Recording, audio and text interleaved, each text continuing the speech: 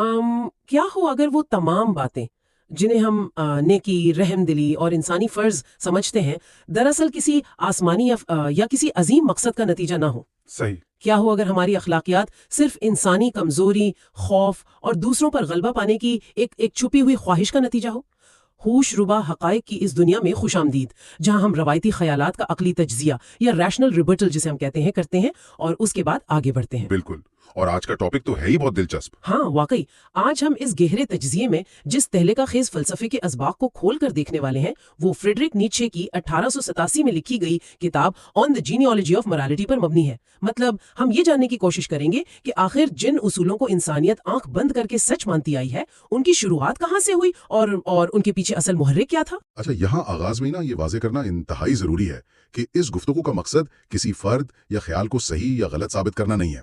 हम यहाँ किसी मखसूस अखलाकी निज़ाम की हिमायत या मुखालफत बिल्कुल नहीं कर रहे। सही बात है, हम सिर्फ एक जायजा ले रहे हैं। एग्जैक्टली, बल्कि हमारा मकसद उस तारीखी हकीकत या डार्क ट्रूथ जिसे कहते हैं, उसका बिल्कुल खारजी और तसव्वुफ से पाक तज्जिया करना है। हम इस बात की तहकीक कर रहे हैं कि हमारे अकायद, खासतौर पर जिन्हें हम आज अच्छा और बुरा कहते हैं, उनकी तारीख क्या है, इनका शजरे नस्ब यानी जीनियोलॉजी क्या है।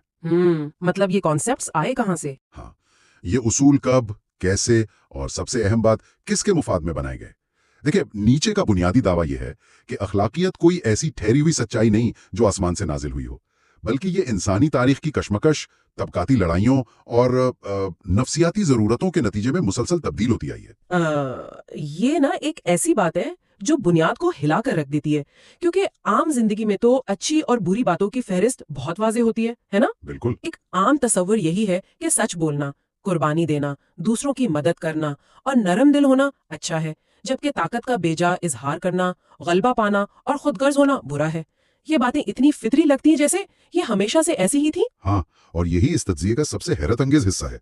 असल में बात दरअसल इब्तिदाई इंसानी माशरों की है।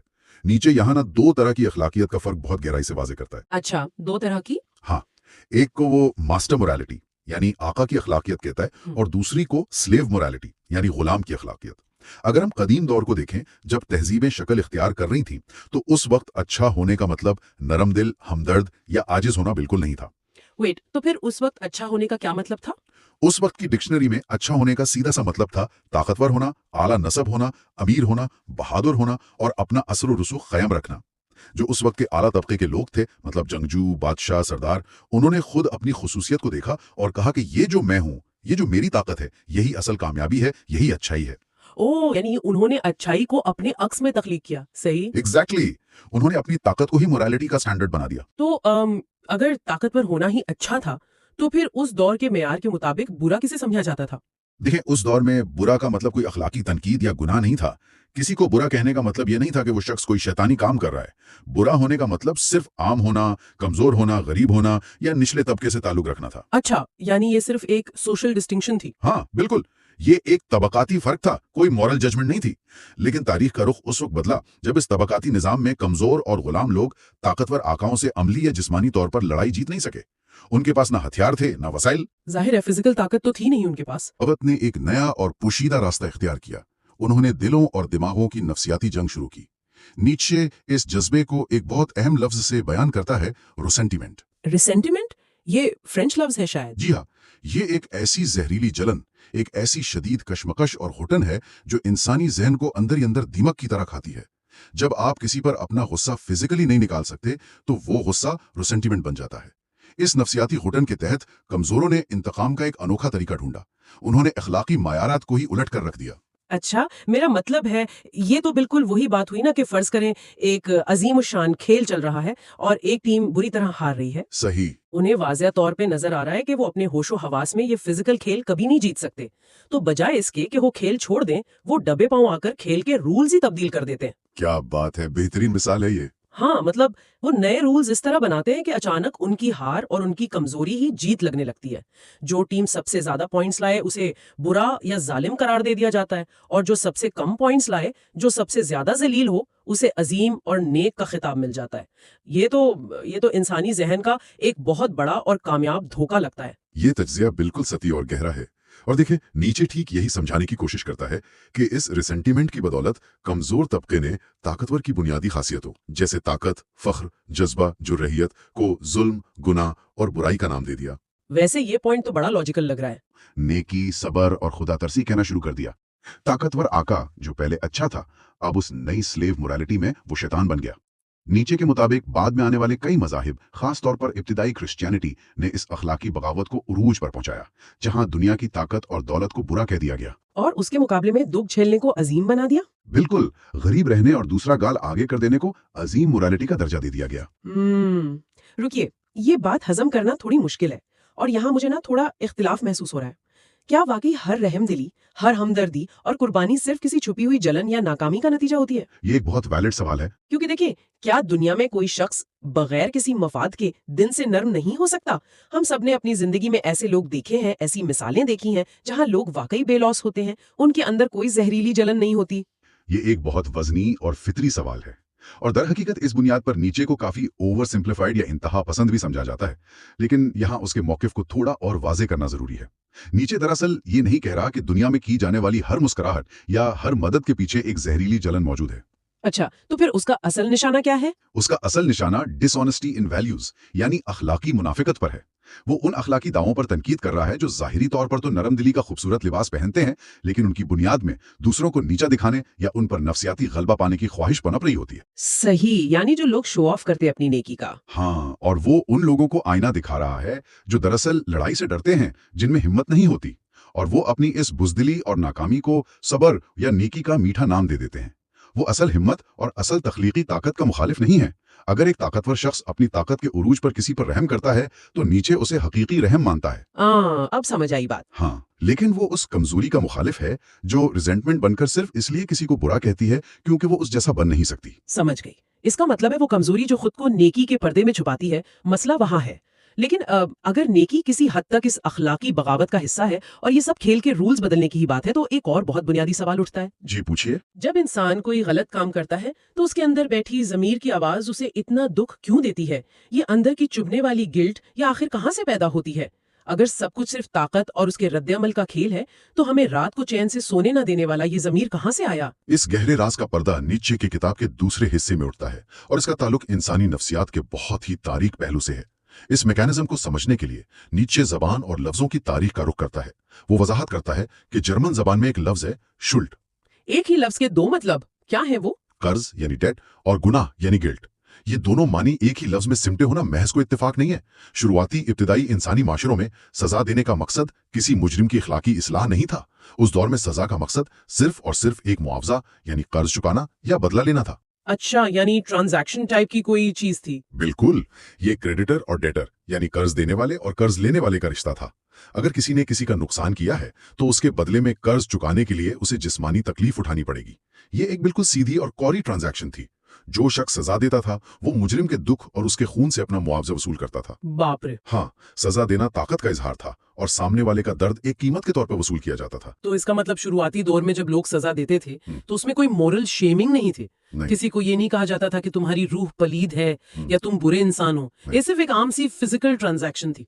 तुमने मेरा कर्ज नहीं दिया, मैं तुम्हें सजा दूंगा और हिसाब बराबर। ठीक यही बात है। गुनाह का तसव्वुर असल में फिजिकल कर्ज के तसव्वुर से निकला, लेकिन फिर तारीख में एक बहुत बड़ा वाकया हुआ। इंसान एक तहजीब याफ्ता माहौल में कदम रखने लगा, कानून बन गए, शहर बस गए और कबायली लड़ाइयों पर बंदिश लग गई। सही, सिविल सोसाइटी बन गई। हाँ, तो अब यहाँ मसला ये पैदा हुआ कि इंसान की जो फितरी जरियत, उसकी नेचुरल अग्रेशन थी, जो पहले शिकार करने, लड़ाई करने या आजादाना जंगल में निकल जाती थी, उस पर अचानक बंदिश लग गई।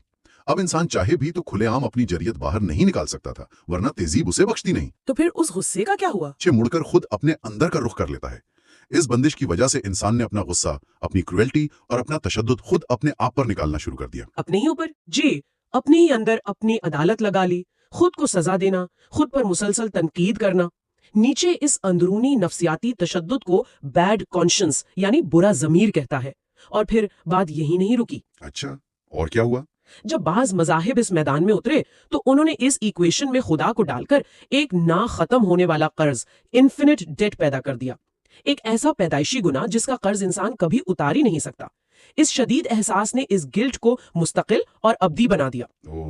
तो इसका मतलब दरअसल ये हुआ कि हमारा ये अजीम ज़मीर कोई फरिश्तों की आवाज नहीं, बल्कि हमारा अपना ही दबाया हुआ गुस्सा है जो तीर की तरह घूमकर हमारे ही सीने में लग रहा है। बेहतरीन तशबीह। जैसे एक ऐसा क्रेडिट कार्ड बिल हो जो कभी पे नहीं किया जा सकता, जिस पर हर रोज नई पेनल्टी पड़ती रहती है। इंसान बस सारी जिंदगी मिनिमम पेमेंट करने की कोशिश करता रहता है और एक ना खत्म होने वाले गिल्ट में जीता रहता है।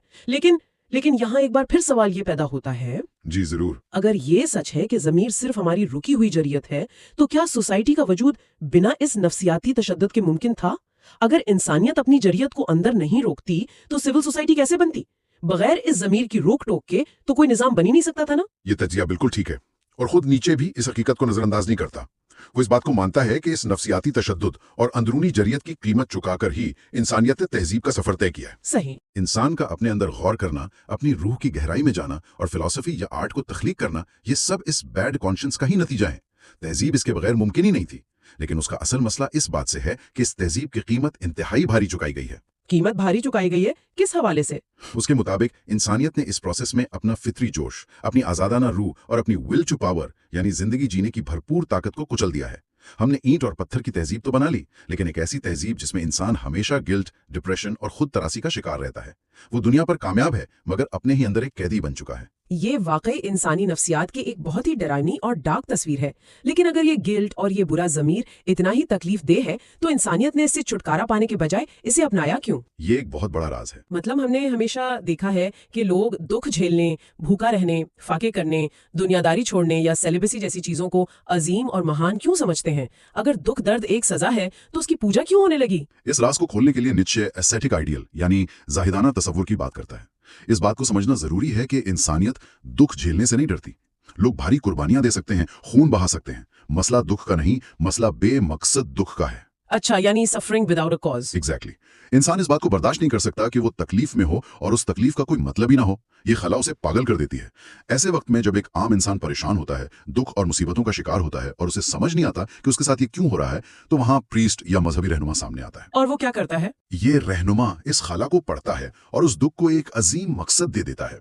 वो कहता है, तुम्हारा दुख कोई बेमानी हादसा नहीं है, तुम दरअसल अपने ही गुनाहों की वजह से परेशान हो। ये तुम्हारी आजमाइश है और इसी तकलीफ से तुम्हारी रूह पाक होगी। ओह, तो सारा पैराडाइम ही शिफ्ट हो गया। बिल्कुल। इस नए तस्वर की वजह से लोग दुनिया या खुदा पर गुस्सा निकालने के बजाय वो गुस्सा दोबारा अपने ऊपर ही निकालते हैं। वो फास्ट करते हैं, अपनी जिस्मानी ख्वाहिशात को डिनाई करते हैं। तकलीफ उठाना अचानक एक अजीम कामयाबी बन जाता है और ठीक इसी कबूलियत के जरिए वो प्रीस्ट दिलों और दिमागों पर मुद्दतों के लिए हुकूमत करता है। वाव, असल और हैरत अंगेज बात तो यहाँ से शुरू होती है। ये दरअसल इंसानी जहन पर कब्जा करने का और ताकत हासिल करने का एक निंजा तरीका लगता है। हाँ, और बहुत इफेक्टिव भी। अगर आपके पास फौज नहीं है, हथियार नहीं है, दौलत या जमीन नहीं है, तो दुनिया को फतह करने का इससे बेहतर क्या रास्ता होगा कि आप सामने वाले को इतना शर्मिंदा कर दो, उसके अपने वजूद पर उसे इतना गिल्ट ट्रिप दो कि वो बिल्कुल अपाहिज होकर खुद ही आपके आगे गुलाम बन जाए। ये तो साइकोलॉजिकल वॉरफेयर की इंतहा है। बिल्कुल सही। और देखिए, नीचे के मुताबिक ये रवैया सिर्फ किसी एक मजहब तक महदूद नहीं है, उसका तजिया और भी गहरा है। अच्छा, मजहब के अलावा और कहाँ अप्लाई होता है ये? वो कहता है कि आज के दौर के जो साइंसदान और फलसफी हैं, जो खुद को बहुत अकली, मॉडर्न और रैशनल समझते हैं, जब वो दुनिया की रंगीनियों और जिंदगी की हकीकतों से कटकर खुद को लैब या किताबों में बंद कर लेते हैं और सिर्फ प्योर ट्रूथ यानी महज सच्चाई की पूजा करते हैं, तो दरअसल वो भी इस एस्थेटिक आइडियल का ही हिस्सा बन रहे होते हैं। Wait, really? साइंटिस्ट और फिलोसोफर्स भी? जी हाँ, वो भी एक तरह के नए दौर के प्रीस्ट ही हैं, जो अपनी जिंदा और जोशीली जिंदगी का गला घोंट कर किसी नादीदा प्योर आदर्श की पूजा कर रहे हैं। जिंदगी को उसकी तराइपियों के साथ पीने के बजाय वो उसे तज्जिए की सूली पर चढ़ा देते हैं। ये पॉइंट कितना अजीब है कि साइंस और मजहब दोनों कहीं ना कहीं एक ही जाहिदाना उसूल पर खड़े हैं। लेकिन फिर से एक सवाल जहन में आता है, क्या जिंदगी के इन शेडेड दुखों को मकसद देना वाकई इतना गलत है? कैसे? मिसाल के तौर पर, मतलब अगर किसी शख्स की जिंदगी टूट चुकी है और उसे अपने बहुत बड़े दुख में इस तसव्वुर से सहारा मिल रहा है, उसकी रात कट रही है, तो हम उसे धोखा या सिर्फ ताकत का खेल क्यों कहें? उसे जैसा सुकून मिल रहा है उसे मिलने देना। नीचे की फिलॉसफी इस बात पर सख्त मवाकिफ रखती है। उसका जवाब ये होगा कि मकसद देना खुद बहुत गलत नहीं है। मसला इस बात में है कि वो मकसद कहाँ से आ रहा है और वो इंसान को अंदर से कैसा बना रहा है। अच्छा, यानी उस मकसद का असर कैसा है? हाँ, क्या वो मकसद आपकी जिंदगी को कमजोर कर रहा है? क्या वो मकसद आपको इस फलती फूलती दुनिया से नफरत सिखाता है? नीचे कहता है कि एस्थेटिक आइडियल इंसान को लाइफ डिनाइंग यानी जिंदगी को रद्द करने वाला बना देता है। Life denying? जी, इंसान इस जीती जागती दुनिया में खुशी या ताकत हासिल करने के बजाय नथिंगनेस यानी फना की तमन्ना करने लगता है, क्योंकि दर्द में कुछ ना चाहना बेमकसद और बेआसरा रहने से बेहतर लगता है। जिंदगी की अजमत को माल देने की वजह से ही वो इसे इंसानियत के लिए खतरनाक समझता है। ये वाकई सोचने का एक बिल्कुल नया जाविया है। अब अगर हम अपनी इस गुफ्तगू का रुख थोड़ा मॉडर्न जमाने की तरफ मोड़ें तो ये सवाल पैदा होता है कि 1887 में लिखी गई ये तहरीर आज के डिजिटल और हाईली कनेक्टेड दौर में कहाँ अप्लाई होती है। अगर गौर से देखा जाए तो ये चीजें आज की रोजमर्रा जिंदगी में बिल्कुल साफ और वाजे नजर आती हैं। बेशक आज के डिजिटल दौर में इन फलसफियाना बातों का इतलाक बेहद वाजे और हैरानकुन है। आज के दौर में आप बस सोशल मीडिया की मिसाल ले लीजिए। हाँ, वहां तो रोज ही कोई ना कोई हंगामा होता है। बिल्कुल, वहां आपको बात बात पर आउटरेज, पब्लिक शेमिंग और दूसरों की कामयाबी, खुशी या दौलत पर बेतहाशा तनकीद का रिवाज मिलेगा। लोग इसे इंसाफ या हकीकत पसंदी का नाम देते हैं, लेकिन नीचे की नजर से देखा जाए तो ये मॉडर्न दौर की स्लेव मोरालिटी और उसी जहरीली रिसेंटिमेंट की बेहतरीन मिसालें हैं। मतलब वो जलन जो गुस्से में बदल गई। हाँ, लोग दरअसल अपनी छुपी हुई जलन, अपनी नाकामी और एहसास कमतरी की वजह से उन लोगों को नीचा दिखाते हैं जो उनसे बेहतर कर रहे हैं। इसके अलावा हमारे कॉर्पोरेट कल्चर को देख लें। ओ, कॉर्पोरेट कल्चर, वहां तो वाकई ये चलता है। जी, लोग बर्नआउट, शदीद स्ट्रेस और ओवरवर्क को as a badge of honour पहनते हैं। अपनी नींद कुर्बान करना, लगातार तकलीफ में रहना और अपने आप को थका देना अजीम समझा जाता है।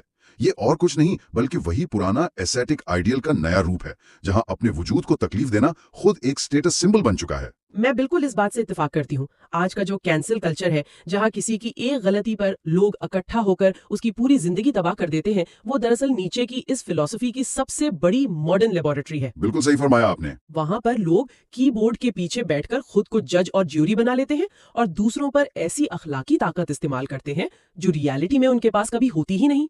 ये पूरा अखलाकी गुस्सा असल में दूसरों को कंट्रोल करने का एक बड़ा खेल ही तो है। ये मुशाहिदा बिल्कुल दुरुस्त है, लेकिन इस तज्जिये को मुकम्मल और मुतवाजिन रखने के लिए हमें उन तनकीदों का भी खारिजी तज्जिया करना होगा जो इन अफकार पर पिछले 150 सालों में की गई हैं। सही, दोनों साइड्स देखनी चाहिए, हमें इम्पार्शियल रहना है। बिल्कुल, हम यहाँ पूरी तरह बेलाग रहेंगे। सोर्स मटेरियल के मुताबिक कई नामवर मौरखीन का मानना है कि नीचे ने कदीम दौर की सारी पेचीदगियों और मजहब की लंबी तारीख को अपनी थ्योरी में फिट बिठाने के लिए बहुत ज्यादा ओवर सिंप्लीफाई कर दिया है। यानी रियलिटी शायद थोड़ी और कॉम्प्लेक्स थी। हाँ, और दूसरी और शायद सबसे बड़ी तनकीद ये है कि उसने रहमदिली और हमदर्दी यानी एम्पैथी को सिर्फ और सिर्फ स्लेव रिवेंज और कमजोरी कहकर बहुत ज्यादा सख्त और नाइंसाफी पर मबनी निशाना बनाया है।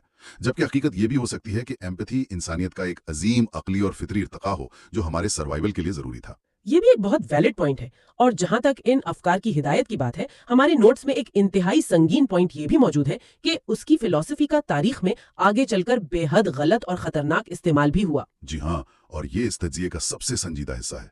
नीचे ने ताकत, स्ट्रेंथ और विल टू पावर की जो जबान इस्तेमाल की, बाद में आने वाले कुछ तबाहकुन सियासी तहरीकों जैसे नाजिज्म और दीगर फैशिस्ट नजरियात ने उसका भरपूर फायदा उठाया, जो कि बहुत ही तबाहकुन था। बेहद।